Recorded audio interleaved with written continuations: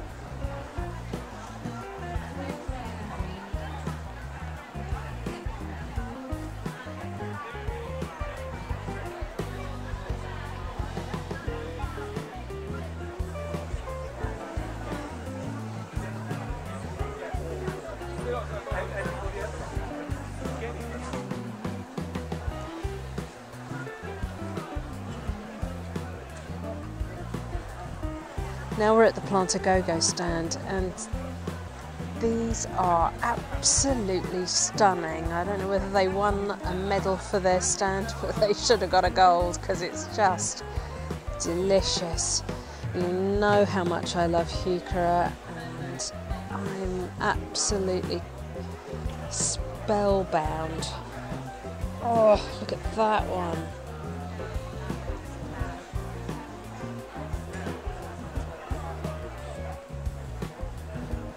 Of course they got a gold.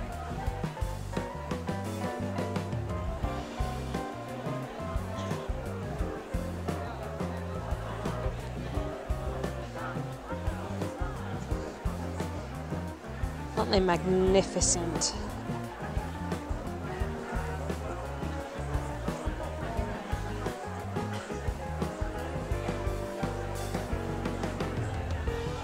Now this one's not really my bag. It is called Heuchera Lipstick and it has bright red flowers.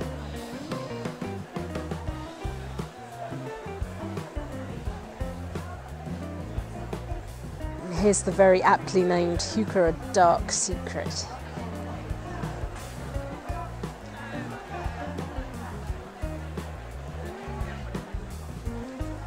It looks like they've possibly sold out of my favourite one, Peach Crisp, already.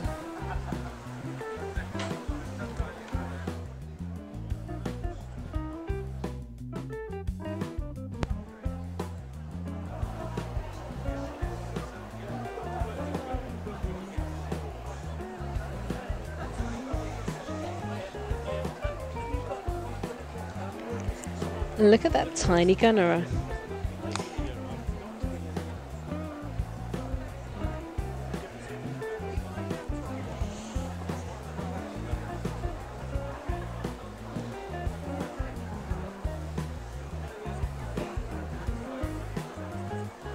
This is the famous Hardy's Cottage Garden plants. And the stand is beautiful.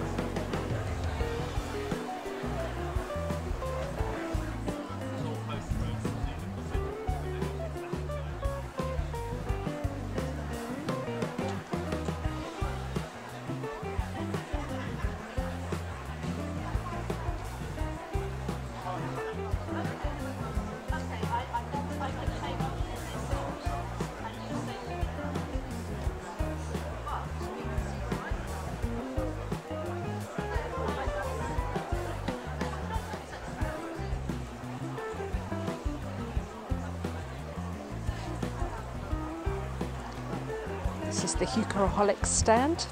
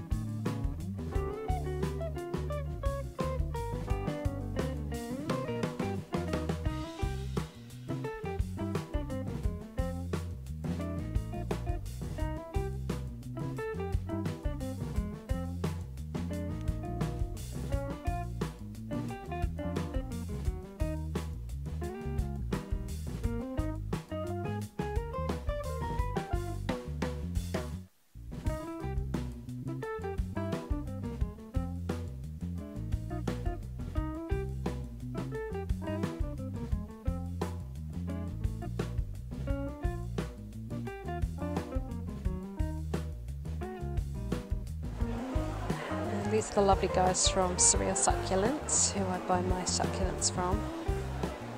They're from Cornwall. And they've won their first ever gold medal with their beautiful stand.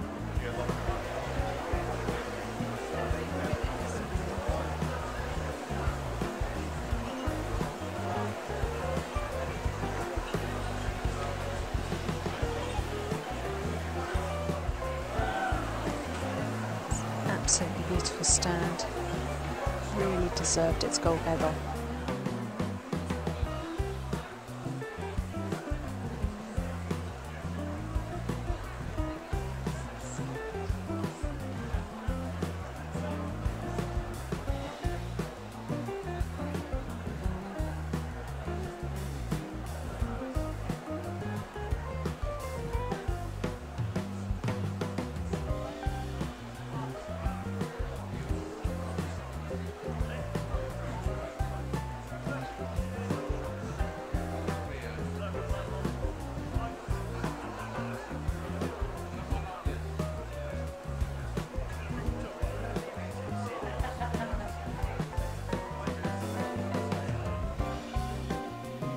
Just caught the lovely Francis Tophill about to be filmed by the TV crew next to me.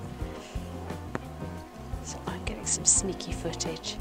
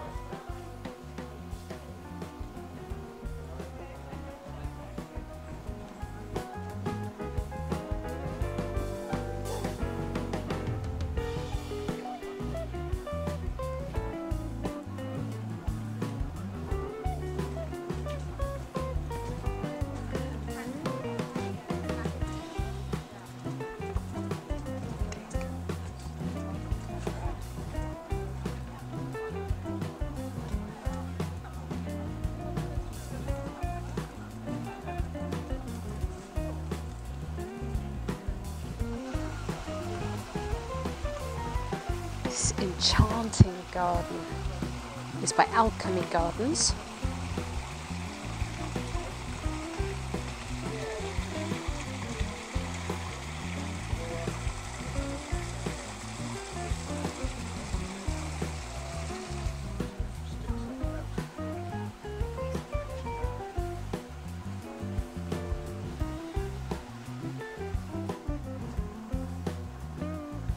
Every corner has been thought of.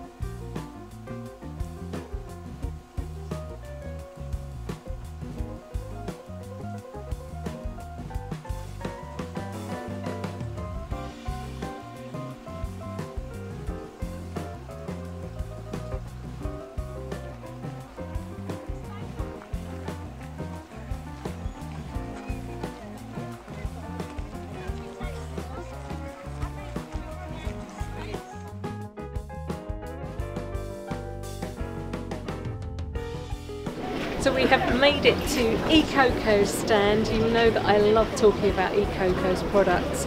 They are sustainable, peat-free composts for really specific plants.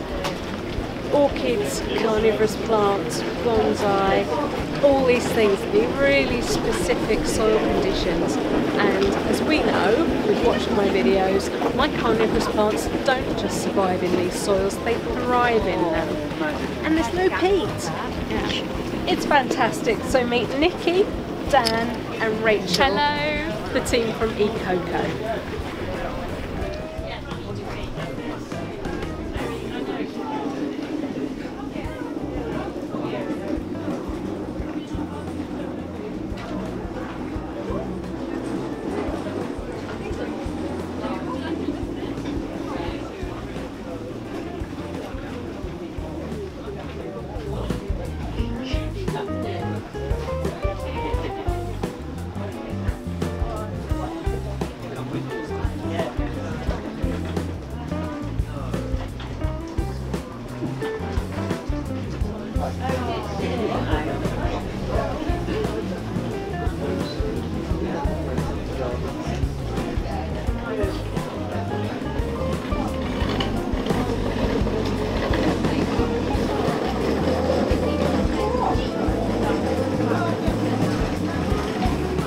Okay, so how we came about, it's quite a funny story. My father-in-law, he had an inheritance from his dad, and he spent that money on the crumble koya originally, which he was going to sell for cat litter, believe it or not, because it's really absorbent and it's supposed to keep the smell away.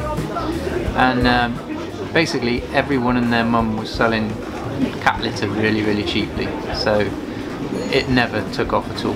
And he got to the point where he was basically going to take it into a field and kind of light it up, because he was so frustrated with it. So we sat down and we did a lot of research and looking into what we could use the coconut husks for, and then we found obviously orchids were loving it, and that's where in Thailand they don't use anything else. They use coconut husk, and they are the biggest importers of orchids for the world.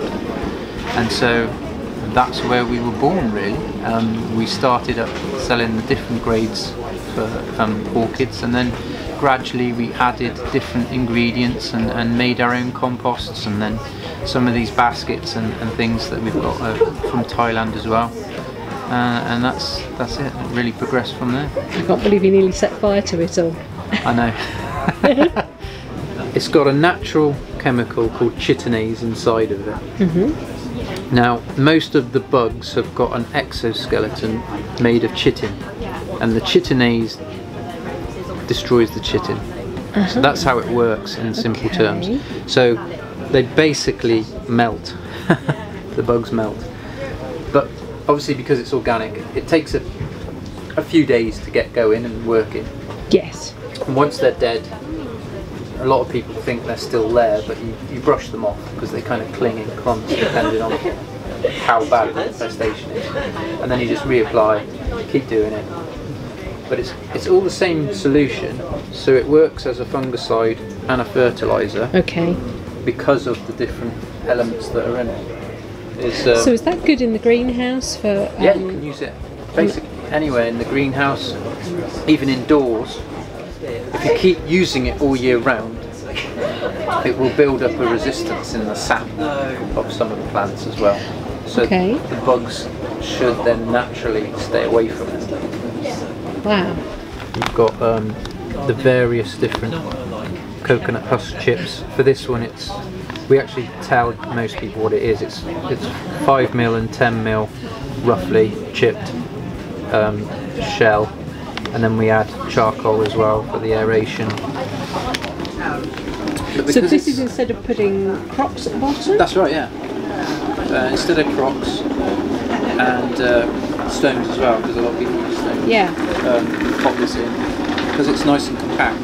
It actually stops the bugs getting in underneath. They'll stay under it. They won't actually go up, which we found to be very beneficial. Yeah. Obviously, when the roots hit this, because it's got the natural root hormones in it anyway, they don't stop and then stunt the growth of the plant. The charcoal's quite good. That's another thing. It's all fantastic. It's not quite good. Well, we think it is, but we deal with it. I thought it was fascinating when I opened the bag of the Phalaenopsis orchid with the charcoal in it, and oh, of course it's charcoal cocoa husk. Yeah, yeah. We use that in a elite carnivorous mix. The mix you have is this one, which is just the cocoa peat mixed with a bit of fibre. That's right. And then some perlite. Yes. And the other one that we do for carnivorous is the cocoa peat, the fibre, that instead of the perlite, and then a bit of charcoal. So you've got pretty much all the elements there then. This is fantastic with the silica in it because it helps with the cell growth. So that's great. And obviously aeration within the soil, making it light and fluffy.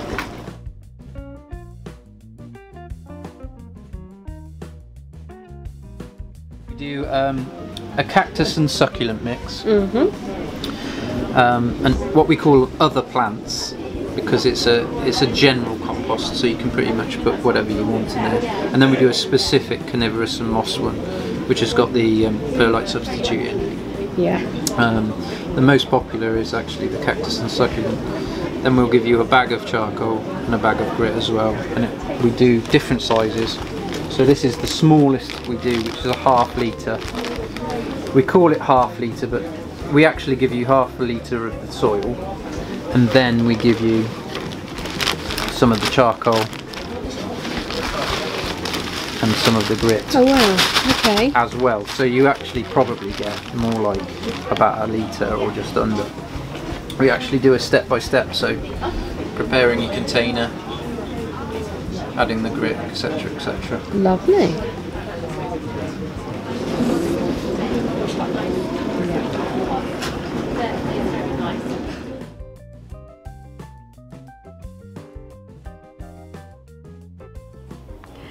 Now we're back from the Malvern Spring Festival. I thought I'd take you through what I bought. I didn't buy that much. I was quite restrained, partly because I knew we were going to have to carry it around all day, partly because a lot of the plants that I really liked had already sold out, and we hit the floral marquee an hour after the show opened, so you had to be really on your game if you wanted to buy particular plants. So what I did manage to buy was this gorgeous hosta. It's called Sea Thunder, and I hope you can see it's got a dark green border, then inside it's been almost painted with a lime green, and then it's a creamy green in the centre. There was another one called War Paint, which was even more striking. It had sold out before we could get there. This has very similar markings. War Paint was almost a bit whiter down the centres, but I think it really is a rather lovely plant. It's supposed to get 50 centimetres tall, 80 centimetre spread.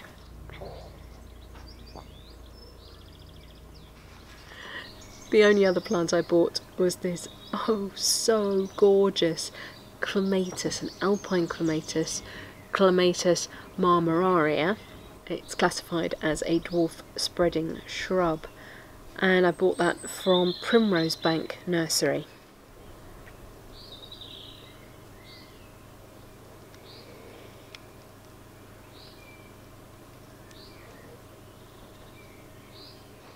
And that little sweetie was just £6. It's so sweet.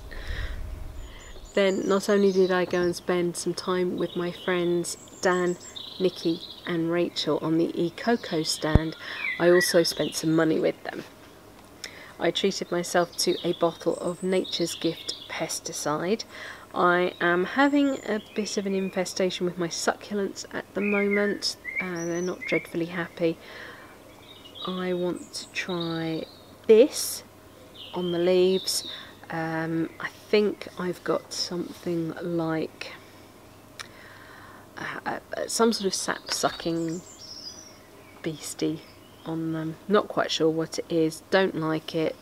It has killed off some plants already, so I'm going to give this a go. I've already tried isopropanol, but I thought let's get the proper stuff on it. I also got myself a bag of their organic perlite substitute, and this is actually rice husk, and it's a byproduct of the rice industry. Next, I treated myself to some cocoa fibre drainage layer.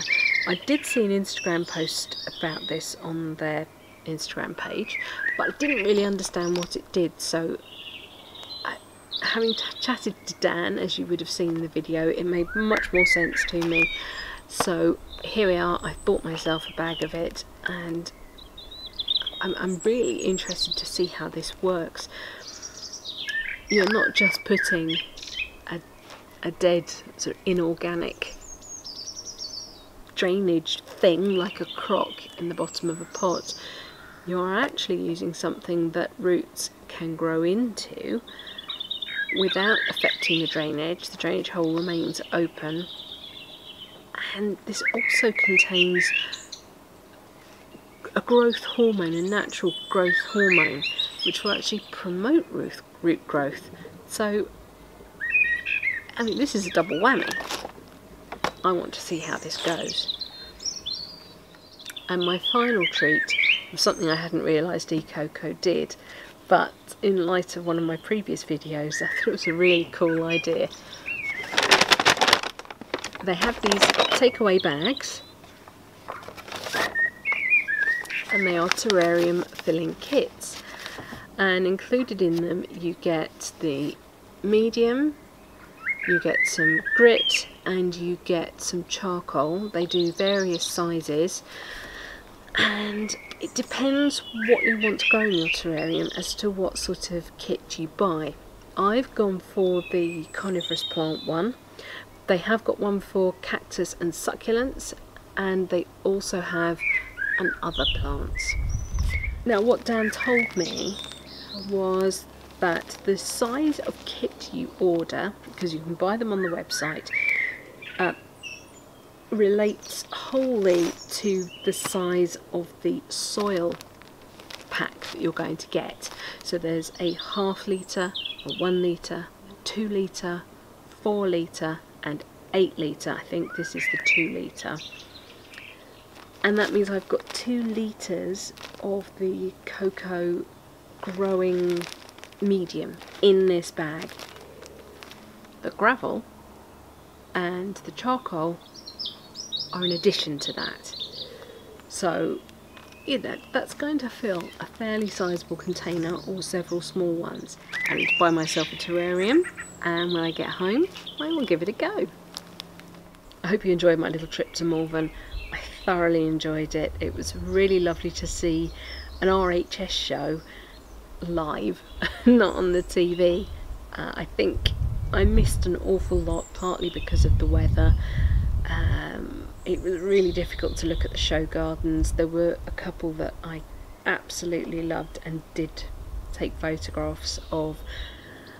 I did think the showground was missing some signage. Show gardens are this way. I mean, we missed most of the show gardens just because we didn't know where we were, let alone where the show gardens were, and that was frustrating. But apart from that little niggle, I did thoroughly enjoy myself.